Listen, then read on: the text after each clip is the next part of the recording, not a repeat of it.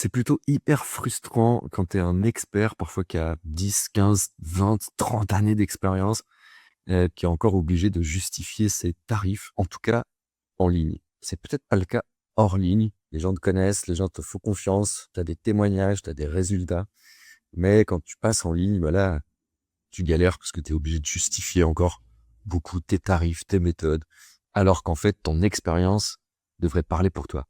Et peut-être aussi que tu vois d'autres gens qui sont moins qualifiés que toi et qui, eux, obtiennent des clients parfois en racontant un peu n'importe quoi, en vendant du rêve ou carrément du vent. Alors je te rassure, forcément c'est pas ton expertise le problème, c'est pas qu'elle est pas compatible. Le problème c'est pas non plus ta niche. En fait c'est complètement autre chose et c'est ce que je vais te montrer dans cette vidéo. On va prendre un personnage, un expert qui vraiment cartonne en présentiel, en local peut-être, dans une grande entreprise. Il s'appelle Marc et il va illustrer ce que je vois de plus en plus ces dernières années. Il est consultant en cybersécurité, il n'y a aucun problème de reconnaissance, il a travaillé dans plein de grandes boîtes, il a toutes les certifications possibles, il est vraiment bon. Et pourtant, en ligne, quand il veut essayer de lancer cette activité-là et de l'empuissancer autrement, eh ben, il galère, il est obligé de se battre sur les prix avec d'autres boîtes qui sont pourtant franchement moins compétentes, où il y a des experts, mais moins compétents que lui, pour des services basiques, bref. Il doit constamment expliquer pourquoi il coûte plus cher. Il est perçu comme un bon technicien, mais pas encore comme un partenaire stratégique. Tu vois, en fait, il est vraiment excellent, il fait tout comme il faut et pourtant, bah, il passe son temps à devoir justifier et ça franchement, ça le gonfle et pendant ce temps-là, il y a des gens avec, un quart, peut-être même moins, de son expertise qui cartonnent et qui sont perçus comme des références alors que franchement, ça tient pas tellement la route. Peut-être que tu connais ça pour ton domaine d'activité et ce que je souhaite, c'est qu'à travers cette vidéo, tu comprennes pourquoi tu vis ça. Il y a un paradoxe qui existe sur le marché depuis bien longtemps, le paradoxe de l'expert invisible, c'est-à-dire plus tu es compétent, plus tu as de chances d'être transparent, même si tu fais ce qu'il faut sur les réseaux. Parce que tu as appris une chose, et c'est génial, c'est pour ça que j'ai envie de travailler avec toi, ou avec des gens comme toi, c'est que ta compétence, elle t'a appris à te concentrer sur la profondeur, sur la qualité, et sur le travail bien fait. Seulement, tu as pu déchanter, parce que peut-être que tu crois que la qualité parle d'elle-même, et tu t'es rendu compte que non. Absolument pas. La qualité, c'est un prérequis, en fait. Mais la reconnaissance, elle, pour que tu sois reconnu, en tout cas en ligne, eh ben, elle se construit. Parce que tout ce que tu as fait depuis 30 ans, tu l'as construit sur le long terme. En ligne, ça peut aller très très vite, ça peut aller très très loin. Seulement, il faut faire les choses de la bonne façon. On remarque vraiment qu'il y a une élite qui vit dans l'ombre, dans les profondeurs, mais qui aurait tellement à apporter en profitant de la puissance des réseaux sociaux. Et pourtant, tu restes un parmi tant d'autres sur la toile. Mais il y a 3 causes qu'on pourrait mettre en avant. Peut-être se dire que le marché est saturé parce qu'il y a de plus en plus d'experts qui font la même chose et qui se mettent en ligne, qu'on peut déjà tout trouver en ligne et que peut-être t'as pas ta place. Seulement, on va le voir, c'est faux. Ensuite, il y a d'atteindre un plafond invisible, comme s'il y avait une espèce de plafond invisible que t'atteins. Non pas parce que tu manques de talent, on vient de le dire, mais ou que tu sois pas dans la bonne niche, ou que tu t'adresses pas aux bonnes personnes, ou que t'aies pas la bonne stratégie. Non, il y a autre chose qui est derrière, et c'est un problème de force d'attraction qui est manquante et qui fait que ben, les gens ils viennent pas naturellement à toi. Ils regardent, peut-être oui, bon, c'est comme un peu comme les autres. Désolé, hein, ça fait pas du bien à l'ego, mais c'est la réalité. C'est important que tu t'en rendes compte. Si tu veux vraiment développer ta visibilité en ligne, en tout cas ton impact en ligne. T'es un diamant brut, c'est-à-dire que tu vois un diamant perdu en plein de d'autres jolis cailloux brillants. Et du coup, tu rentres dans un truc que j'appelle la tragédie de la justification, c'est que tu passes ton temps à justifier tes tarifs, ta méthode, pourquoi tu es différent de l'amateur qui fait la même chose que toi sur le marché, mais sans l'expérience. Pourquoi est-ce que voilà, que tu passes ton temps à justifier tout ça et c'est fatigant. C'est lassant de toujours expliquer, toujours convaincre. Alors, il y a vraiment une phrase que je veux que tu retiennes, du coup, c'est que en réalité, t'es pas tellement payé pour ce que tu sais, pour tes connaissances ou pour ce que tu sais faire, mais tu es payé plutôt pour la clarté, la simplicité même, avec laquelle tu mets en scène ce que tu sais. En fait, ce décalage qu'il y a entre ta valeur réelle, OK, c'est donc ton expertise, et ta valeur perçue, c'est ton image de marque, bah, c'est ça qui est la source de tes frustrations parce que tant que les gens ne perçoivent pas à quel point tu es bon, et ils viendront pas vers toi. Et on va voir que C'est pas de se positionner comme un héros qui sait tout faire, qui a toutes les connaissances, qui va faire du bien. On va le voir juste après. C'est évident, c'est pas un problème de savoir, c'est plutôt un problème de scénographie et c'est notre spécialité chez Copytelling. Avec l'équipe, on a pu relever 5 symptômes de cette invisibilité, ou plutôt cette transparence, on devrait dire. La première, c'est la frustration de l'ultra compétent. C'est celle-là, c'est de voir des gens moins qualifiés que toi, te faire passer des clients sous le nez, les récupérer, les gens sont partis à la concurrence, tu comprends pas pourquoi, alors que toi t'es bon, donc tu peux te dire, bah les gens ils en ont plus rien à foutre, ils connaissent de la merde, voilà, bah c'est vrai, on peut se dire ça, mais c'est pas la réalité en face. On l'a vu, la fatigue de l'explication, d'être lassé, de toujours expliquer, toujours convaincre, toujours justifier, ça va, à un moment, ça suffit. Le syndrome du presque. Je rencontre régulièrement des entrepreneurs comme ça, des experts qui sont toujours presque quelque part. Le chiffre d'affaires sur Internet, ça va. Presque, j'y suis presque. Ton audience, le nombre de gens qui te suivent, ça va. Ah, presque, là, franchement, ça commence à être bon. Ça commence toujours quelque chose.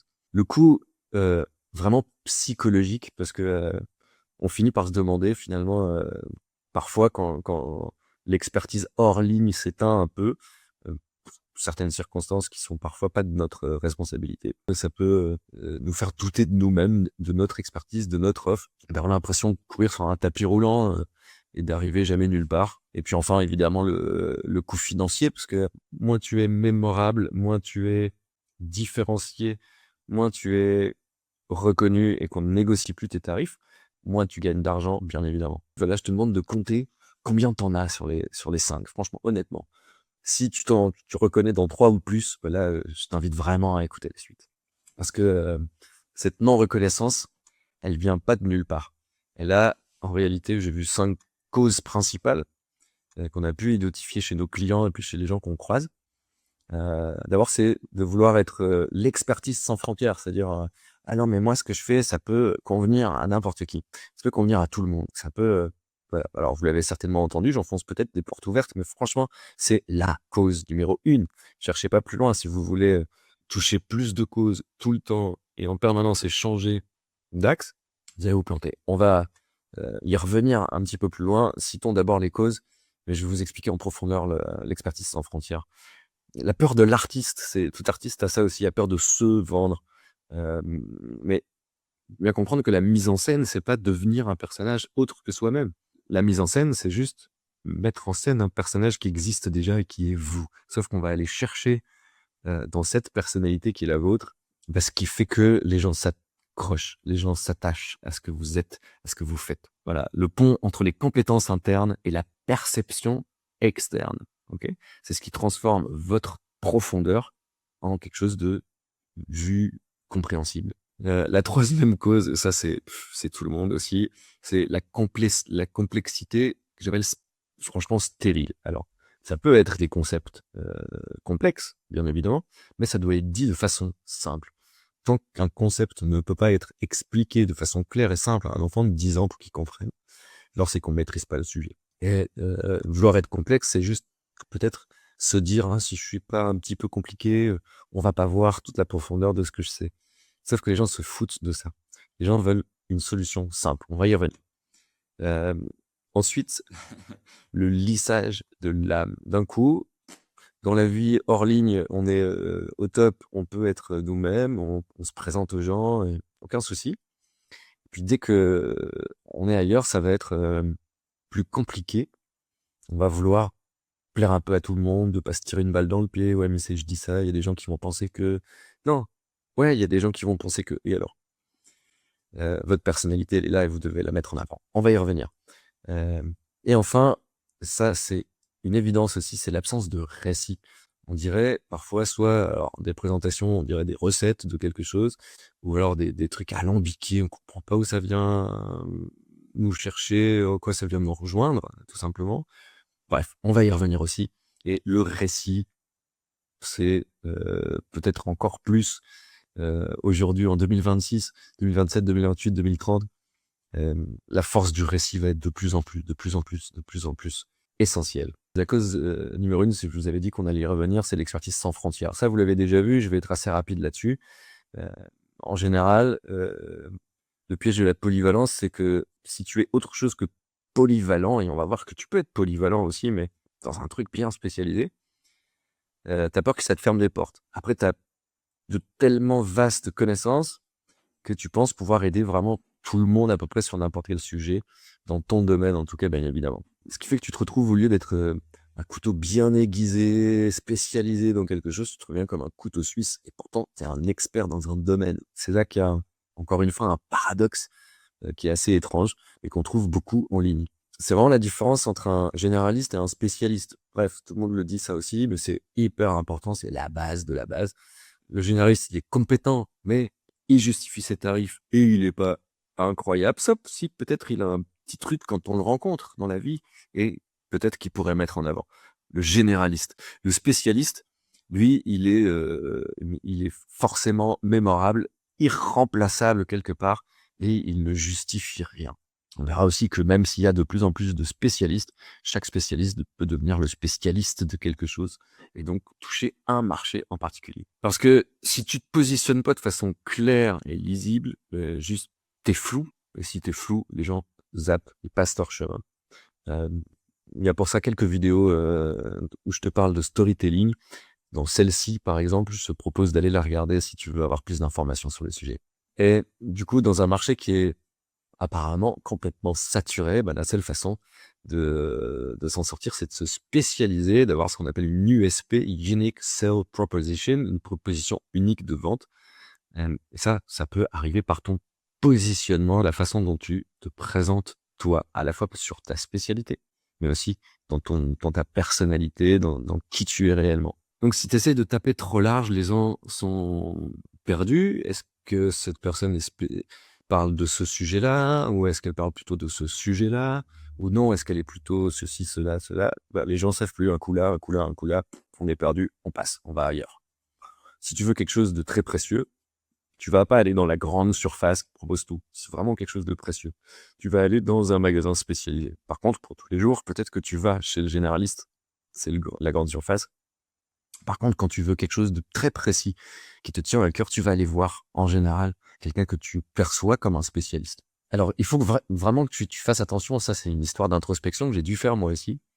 Est-ce que tu confondrais pas la peur de l'ennui avec la peur de l'échec? Tu crois que c'est ah non, non, non, je vais taper large parce que j'ai peur d'échouer, j'ai pas envie d'échouer, ce qui est logique.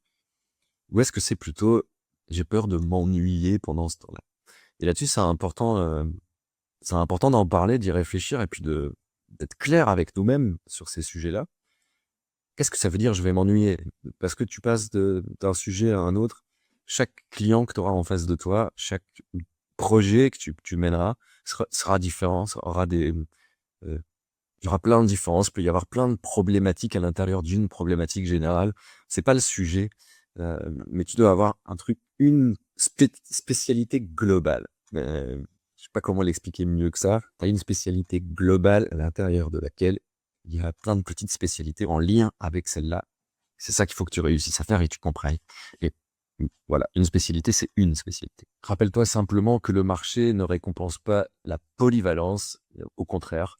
Rappelle-toi que le marché va pas récompenser malheureusement la polyvalence, mais au contraire la maîtrise d'un territoire unique.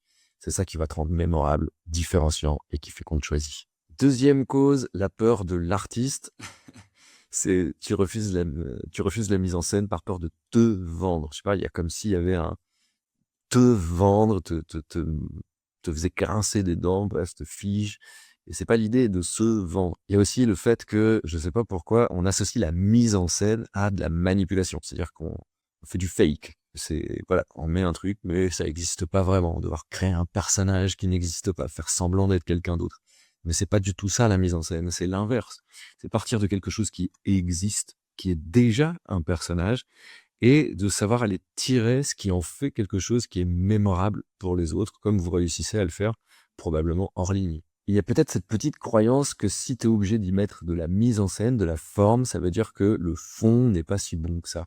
Et ça, c'est vraiment une illusion totale. Le fond et la forme sont indissociables. Que de la forme et pas de fond, ça donne du creux, ça donne de l'expertise complètement fausse.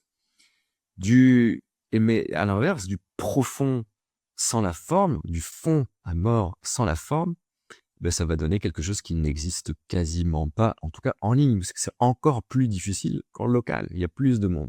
Et mettre en scène, c'est ce qui fait que ta valeur devient désirable et que on peut entrer en connexion avec toi. Comme un chef étoilé, eh ben, ok, il passe du temps dans sa cuisine, mais il a mis aussi de l'énergie ailleurs.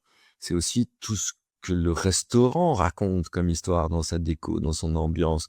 Ensuite, il y a le service. Quelle est l'histoire que raconte le service qu'on te donne à table? Est-ce que tu te sens comme un roi, comme une princesse, ou est-ce que tu te sens comme une vieille merde qui est venue manger et qui doit se dépêcher de partir? Et ensuite, il y a le plat, bien évidemment. Il y a toutes les saveurs. Qu'est-ce que ça raconte? Il y a ce qu'il y a dans l'invisible. À quel souvenir ça va te rattacher? Qu'est-ce que tu vas vivre dans ce moment-là? C'est pas que l'expertise de cuisinier qui fait la richesse de ton expérience au restaurant. Et c'est pourtant tout ce qu'il y a à côté de cette cuisine qui va faire que tu vas recommander, par exemple, cet endroit et que tu vas en parler, que tu vas activer le bouche à oreille. C'est ça qui fait que peut-être tu vas le retenir, tu vas avoir envie d'y retourner. Et bien sûr qu'il y a la qualité de la cuisine, mais pas seulement. Tu aurais mangé la même chose dans un truc où t'es mal reçu, avec une déco nulle, et bof, t'as juste une envie, c'est de t'en aller. T'aurais pas retenu que la cuisine était bonne. Et fais attention de pas confondre humilité et effacement, ça n'a rien à voir. L'humilité, c'est une qualité, clairement. Mais l'effacement, c'est plutôt une stratégie de non-choix, une stratégie d'évitement qu'autre chose. Fais attention à ça. Et bon, je l'ai déjà traité tout à l'heure, la complexité stérile, c'est de confondre profondeur et complexité. Ça n'a absolument rien à voir. Tu peux avoir des concepts très profonds, mais pour autant utiliser des mots simples pour l'exprimer qui va être clair dans la tête de ton audience. Et rendre ton message trop dense, trop jargonneux, trop technique, ça va pas faire que tu vas être plus populaire. Au contraire, tu vas devenir inaudible, tout simplement. Et sors-toi cette idée grotesque de la tête que si c'est pas compliqué, c'est pas sérieux. C'est un biais humain. On a envie de montrer que c'est sérieux. Alors, donc, du coup, il y a voilà, on parle avec des jolis mots, on parle avec des trucs, on montre qu'on s'y connaît, mais en fait, l'autre en face, il s'en fout complet. En tout cas, quand il est prospect froid et qu'il arrive dans ton univers. Et, c'est Léonard de Vinci qui disait que la simplicité, c'est la sophistication ultime. C'est ce que répète souvent Thomas, un de mes associés sur ce projet. Mais j'ai envie de te dire que c'est la clarté qui est la sophistication ultime. La simplicité, ok, mais la clarté, que ce soit tellement limpide. Imagine qu'on puisse t'expliquer des concepts hyper compliqués comme le quantique avec des mots hyper simples. Qu'est-ce que tu vas penser? L'autre, tout de suite, waouh, lui, il est irremplaçable. Il arrive à me rendre, à me donner, à mettre à ma portée des choses qui étaient loin et que je ne pensais pas pouvoir atteindre. Et quelque chose qui arrive aussi beaucoup aux experts, hein, la malédiction de l'expert, c'est, rappelle-toi que les gens recherchent un guide, pas un professeur d'université, pas un héros, encore une fois. Je te l'explique un peu mieux dans la vidéo dont le lien s'affiche maintenant. Les gens se cherchent des guides. Et pourquoi est-ce qu'ils s'intéressent pas aux héros ou aux professeurs d'université? Parce qu'ils sont trop occupés à se chercher des guides. Donc ils n'ont pas le temps pour le reste. Tu comprends? Tu vas avoir des objections comme j'ai pas le temps, c'est trop cher. Quatrième cause, le lissage de l'âme. Et j'ai envie de dire que ça, c'est vraiment, vraiment, vraiment dommage. Et c'est ce qui va devenir incontournable en 2026, 2027, 2028, 2030 et encore après, c'est l'authenticité et le courage de son opinion. Si tu n'as pas le courage de ton opinion, eh bien, tu ne vas jamais te démarquer par ta personnalité. Donc, lisser ton message pour déranger personne. Donc, chercher l'approbation générale tout le temps, ça peut faire sens, mais pourtant, c'est pas du tout ce qu'il faut faire. Retiens ça, un message qui plaît à tout le monde, bah, il marque personne. Et ce qu'on veut, c'est marquer les gens. C'est pas juste leur dire des choses. On veut qu'ils retiennent, on veut avoir de l'impact. Je te le disais tout à l'heure, la vraie différenciation, c'est d'avoir le courage de son opinion. Plus tu vas te positionner clairement sur des sujets, plus tu vas entrer en résonance avec ton audience, avec des gens avec qui tu vas avoir plaisir à travailler, et des gens qui vont avoir plaisir à travailler avec toi, puisqu'ils se reconnaissent dans tes valeurs, dans ce que tu fais. Sur ce positionnement, j'ai une petite histoire à te raconter. Je l'ai entendu hier, et ça m'a marqué. Je me suis dit, il faut absolument que je mette ça dans une vidéo. En fait, c'est quelqu'un qui s'est présenté, qui est aujourd'hui dans une boîte à un poste clé, qui gagne très très bien sa vie. Et il a démarré, mais pas tout petit. Il a démarré déjà pas mal dans l'échelle sociale de l'entreprise. Et un jour, au fur et à mesure de travailler là-dedans, il a fini par retrouver, de s'entendre très bien, à se rapprocher de la personne qui l'avait recruté. En lui disant: «Mais finalement, il y avait 15 gens super bien, lors de l'entretien d'embauche, j'ai été surpris, qu'est-ce qui a fait que c'est moi que tu as retenu?» Et le recruteur lui a dit: «Bah, écoute, franchement, tous les CV étaient exactement pareils. Tous les expertises, vous étiez tous aussi bons les uns que les autres. On savait pas qui choisir et tout. Et je t'ai retenu toi parce que, tu nous as dit que tu aimais la course à pied et moi aussi». Vous voyez, ça tient un peu de choses. Je dis pas que c'est juste. Je dis pas que c'est ça qu'il faut, faire absolument partout. Mais vous voyez les petites choses qui font la différence quand on a en face une offre où, beh, il y a plein d'experts, qui existent déjà sur le marché. Donc la différence, elle va venir par ta personnalité. Et cause numéro 5, l'absence de récit. Alors ça, c'est essentiel. Toujours cette vidéo que je t'invite à aller regarder sur la chaîne qui parle du storytelling, du positionnement par le storytelling. Et c'est encore une fois lié au fait que tu penses que ta compétence suffit et qu'elle va le voir par d'elle-même. Si tu travailles bien, de même, les gens vont faire du bouche à oreille. Oui, ça c'est vrai dans la vraie vie, c'est pas vrai sur Internet. Ça ne fonctionne pas exactement de la même façon. Il faut que tu le montres. Comprends ça. Les gens, ils vont pas acheter un service. C'est pas ça qui les intéresse. Ah, est-ce quel service je pourrais acheter aujourd'hui? Non. Les gens, ils vont acheter une transformation qu'ils veulent. Et cette transformation, le plus simple pour la mettre en évidence, ben, c'est de la raconter, justement. Ah, imaginez que ton expertise, c'est ton moteur. C'est le moteur de la Formule 1 dans laquelle tu es. Dans la puissance brute, c'est la technique impeccable, le savoir-faire accumulé sur des années. Ok, c'est ce qui fait que ton entreprise fonctionne. C'est essentiel, c'est irremplaçable, mais en soi invisible et difficilement perceptible pour quelqu'un qui n'est pas initié à ce que tu fais. Hein, parce que, ok, voir le petit détail, le petit truc qui fait de toi, waouh, quelqu'un d'expérimenté, ah ouais, il a vu ça, etc. Mais non, il y a d'autres experts qui vont le voir, mais pas le commun des mortels. Ça passe par autre chose. Un moteur de Formule 1, c'est génial, c'est une merveille d'ingénierie, mais tout seul au milieu d'un salon, bah, ça raconte rien de la course, ça raconte rien de l'adrénaline, de celui qui court, ou de la victoire ou de l'échec. Ça raconte rien du tout. Et ton récit, lui, au contraire, c'est la carrosserie. Donc, pareil, sans le moteur, la carrosserie, ça peut faire style, mais ça tient pas bien longtemps. Donc ta carrosserie, c'est ton design, ta promesse, l'émotion que tu dégages à travers ce que tu dis, ce que tu fais, quand tu te présentes, quand tu délivres ton message. Donc c'est vraiment ce qui donne une forme, une direction à ton projet. Et c'est ce qui amène l'attrait irrésistible, le côté irrésistible de ce que tu proposes. C'est ce qui va transformer peut-être quelque chose d'assez complexe dans ce que tu fais, dans les tâches que tu proposes, mais qui va être une expérience hyper désirable et surtout compréhensible par ton futur client. Et on le voit bien, la superbe carrosserie d'une voiture de course, parce que finalement c'est ça qui fait la différence, bien sûr le moteur, mais aussi sa coupe, elle va sublimer la performance du moteur qui tout à l'heure, lui, pris tout seul, n'avait pas d'intérêt. La carrosserie, c'est ce qui rend l'expérience complète et donc désirable. Maintenant, je te montre un peu ce que ça donnerait si c'était bien fait. Hein, on va revenir sur Marc tout à l'heure, tu te souviens, notre expert en cybersécurité.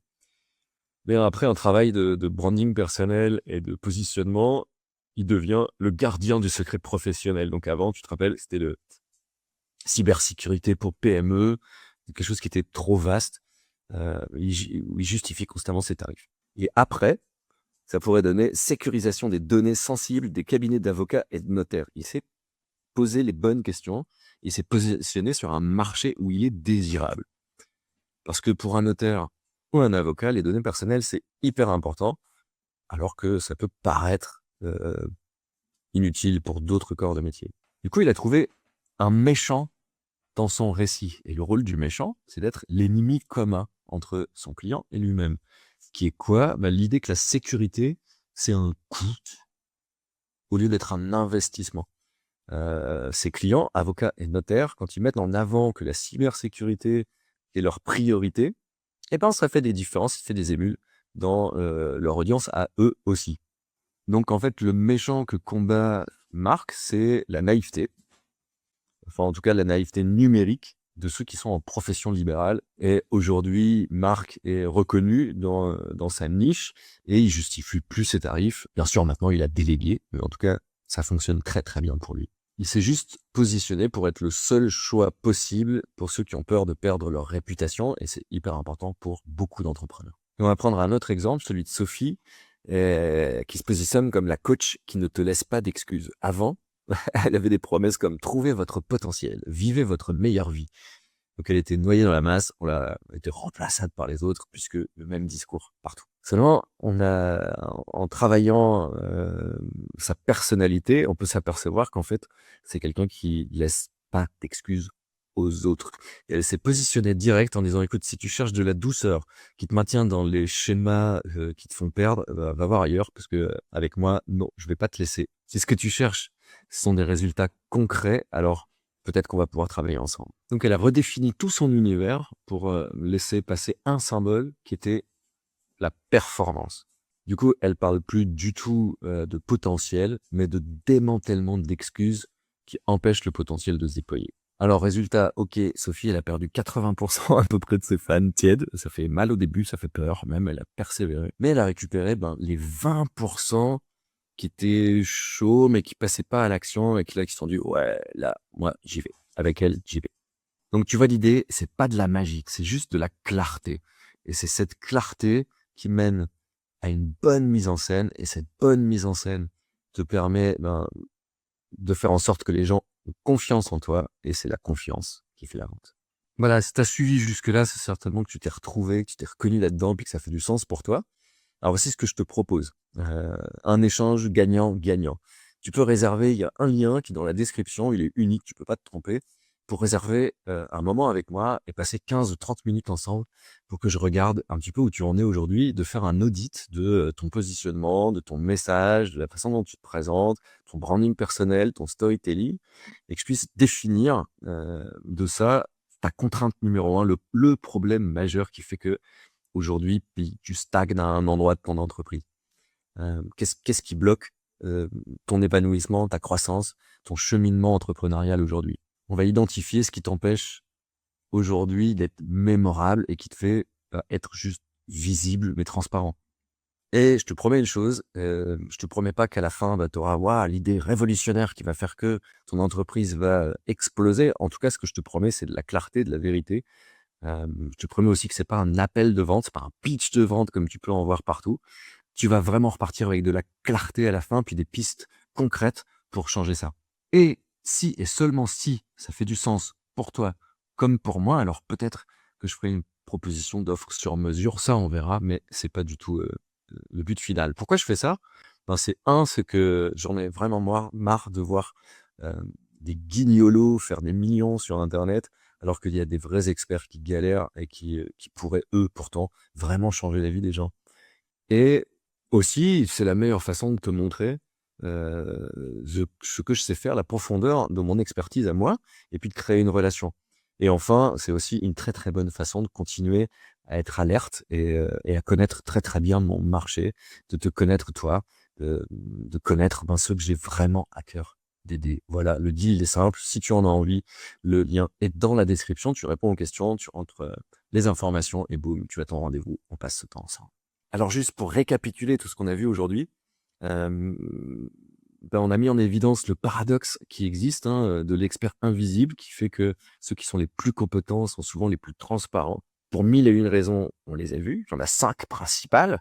On a vu l'expertise sans frontières, le fait de se diluer complètement, la peur de l'artiste qui a peur de se vendre et du coup se montre pas, qui a peur de la mise en scène, la complexité stérile qui pousse à faire des messages tellement denses et techniques qu'on n'y comprend rien du tout, le lissage de l'âme qui nous fait vouloir plaire à tout le monde en ligne alors qu'on ne le fait pas dans la vie, et c'est ce qui fait que ça fonctionne dans la vie. Et enfin, l'absence de récit qui fait que on se projette pas, donc on connaît pas. Et enfin, la solution à ça, ce serait de créer ton propre univers dans lequel tu mets ta propre personnalité, ton propre personnage. Ensuite, de bien aller comprendre quel est le personnage, le héros de l'histoire que tu racontes dans ton entreprise. C'est pas toi, c'est ton client. Donc c'est cette mise en scène pour obtenir une clarté radicale et un mot d'or, l'authenticité que tu recherches. Et c'est en étant authentique aujourd'hui, qui plus est en 2026, 2027, 2028, 2030, comme je te l'ai dit tout à l'heure, sera primordial. Si t'es pas authentique, tu vas disparaître. Voilà, j'espère que cette vidéo t'a plu et t'a apporté des choses. N'oublie pas de réserver ton audit dans le lien en description. Et moi, je te dis à très bientôt. Ciao, ciao.